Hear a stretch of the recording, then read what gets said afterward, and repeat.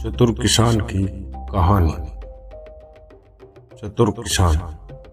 एक समय की बात है, एक गांव में एक अमीर जमींदार रहता था। उनके पास कई खेत और जंगल थे।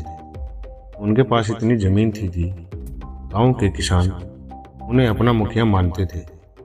हालांकि मुखिया एक अहंकारी और शुद्र मानसिकता वाला व्यक्ति था, जो उस पर निर्भर किसानों और गरीब लोगों के लिए बहुत कम सम्मान रखता था। वह लालची था। उसके अपनी संपत्ति पर बहुत घमंड था और वह किसानों को गरीब को गंदा समझता था।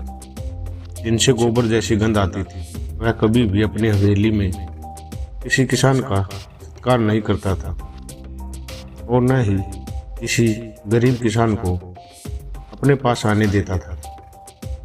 गरीब किसान और किसानी अपने आप को भाग्यशाली मानते थे अगर उन्हें उनकी एक झलक मिल जाती या सम्मान देने के लिए उनकी हवेली के अन्न भंडार में जाना पड़ता।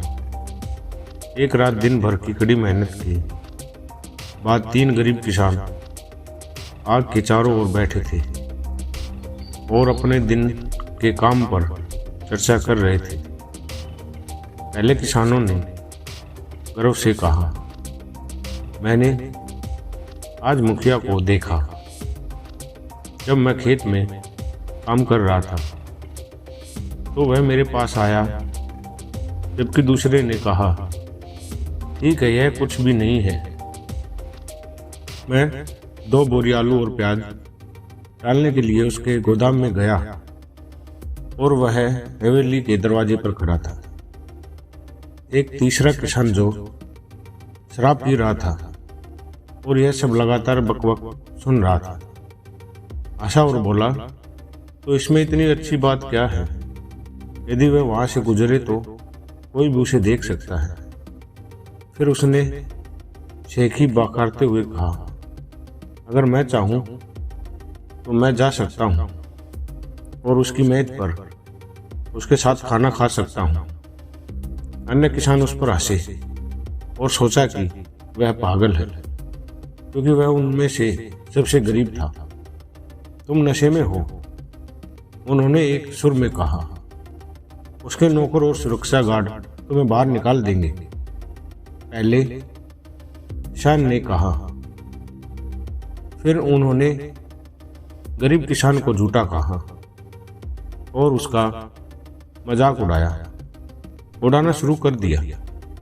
बेचारा किसान उठ खड़ा हुआ और बोला, मैं झूठा नहीं हूं और अगर तुम चाहो तो मैं तुम्हें यह साबित कर सकता हूं।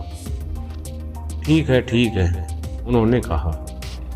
अन्य किसानों ने कहा, यदि आप यह साबित कर सकते हैं जो आपने अभी दावा किया है, तो हम आपको 4 बोरी गेहूं और 4 बैल देंगे।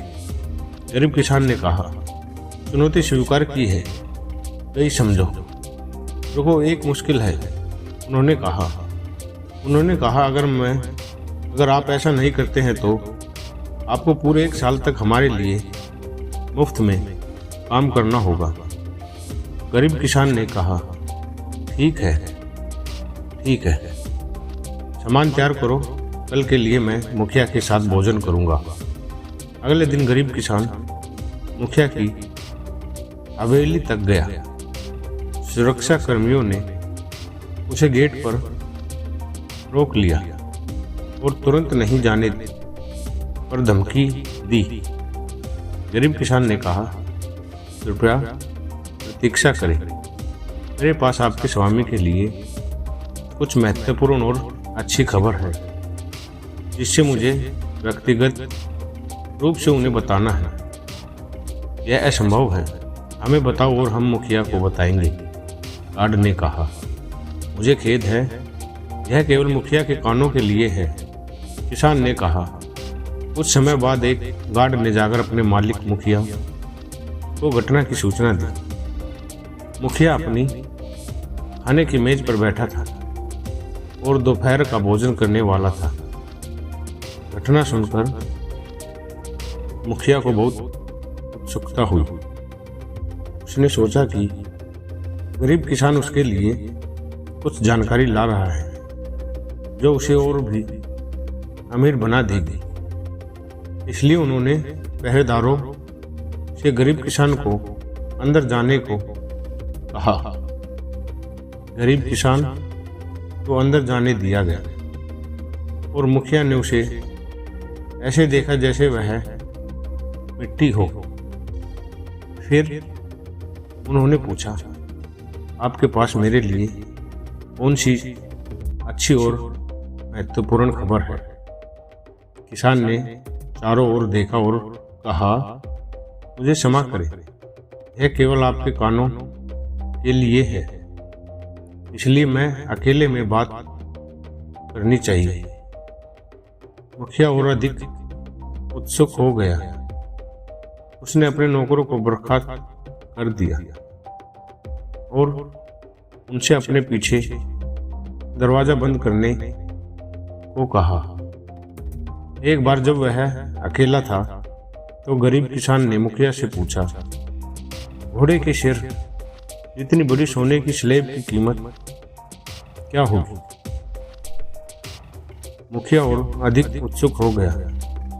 उसने मान लिया कि किसान को अवश्य ही कोई गड़ा हुआ खजाना मिल गया होगा और वह उसे किसी के सामने प्रकट नहीं करना चाहता था, क्योंकि वह मुखिया था। इसलिए बेचारा सुरक्षा के लिए आया होगा, अन्यथा यह बदबूदार किसान इस बारे में पूछने के लिए इस तरह क्यों आएगा? तब गरीब किसान ने कहा, यदि आप मुझे नहीं बता सकते तो मैं कहीं और चला जाऊंगा। इसके अलावा मेरी पत्नी मेरे दोपहर के भोजन के साथ इंतजार कर रही है। यह सुनकर मुखिया ने विनम्रता उसे दोपहर के भोजन के लिए रुकने के लिए कहा और यह सुनिश्चित किया कि गरीब किसान को उसकी सबसे महंगी वोदका के साथ 6 कोर्स का उत्सुक भोजन दिया जाए।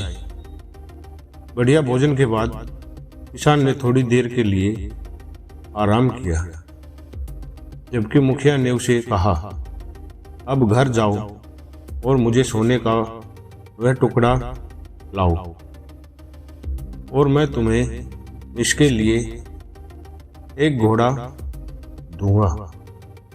किसान ने आश्चर्यचकित होकर पूछा, कौन सा सोना महाराज, जिसके बारे में मैं आपने बात की? मुखिया ने कहा, ठीक है, मेरे पास यह नहीं है। हम घर पर इसके बारे में बात कर रहे थे और मेरे दोस्तों को लगा कि पूछने के लिए आप ही सबसे अच्छे व्यक्ति होंगे और इसलिए मैं आपके पास आया। गरीब किसान ने कहा। मुखिया गुस्से में आ गया और गरज कर बोला, मेरे घर से निकल जाओ। मूर्ख और गरीब किसान चेहरे पर मुस्कान के साथ मुखिया की हवेली से बाहर चला गया, क्योंकि वह जानता था कि उसने अपने दोस्तों के साथ शर्त जीत ली है।